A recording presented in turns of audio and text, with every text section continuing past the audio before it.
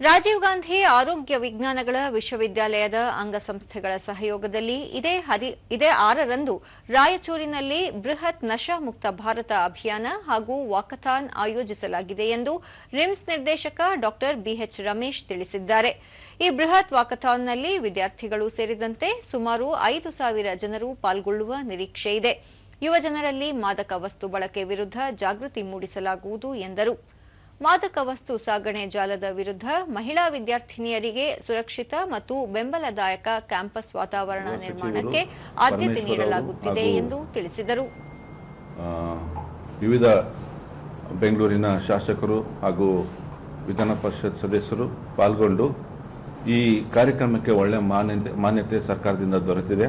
ಆದ್ದರಿಂದ ಈ ಕಾರ್ಯಕ್ರಮವನ್ನು ಪ್ರತಿಯೊಂದು ಜಿಲ್ಲೆಯಲ್ಲಿ ಹಮ್ಮಿಕೋಬೇಕು, ವಿದ್ಯಾರ್ಥಿಗಳಿಗೆ ಅರಿವು ಮೂಡಿಸಬೇಕಂತ ಒಂದು ನಿಟ್ಟಿಟ್ಟುಕೊಂಡು ಸಾಮಾಜಿಕ ಕಳಕಳಿ ಹಾಗೂ ವಿದ್ಯಾರ್ಥಿಗಳಿಗೆ ಈ ಒಂದು ಕೆಟ್ಟ ಚಟದಿಂದ ದೂರ ಇರಬೇಕಂತ ಹೇಳಿ ಕಾರ್ಯಕ್ರಮವನ್ನು ಹಮ್ಮಿಕೊಳ್ಳಲಾಗಿದೆ. ರಿಮ್ಸ್ ಸಹಾಯಕ ಪ್ರಾಧ್ಯಾಪಕ ಡಾ ಸುಶ್ರಿತ್ ಮಾನವೀಯ ಜವಾಬ್ದಾರಿಯಂತೆ ಅಂಗದಾನ ಕುರಿತು ಯುವಜನರಲ್ಲಿ ಜಾಗೃತಿ ಮೂಡಿಸಲಾಗುತ್ತಿದೆ ಎಂದು ಹೇಳಿದರು. ಅಭಿಯಾನ ಎಂಬ ರಾಷ್ಟ್ರವ್ಯಾಪಿ ಮಹತ್ವಾಕಾಂಕ್ಷಿ ಚಳವಳಿಯನ್ನು ಆರಂಭಿಸಲಾಗಿದೆ.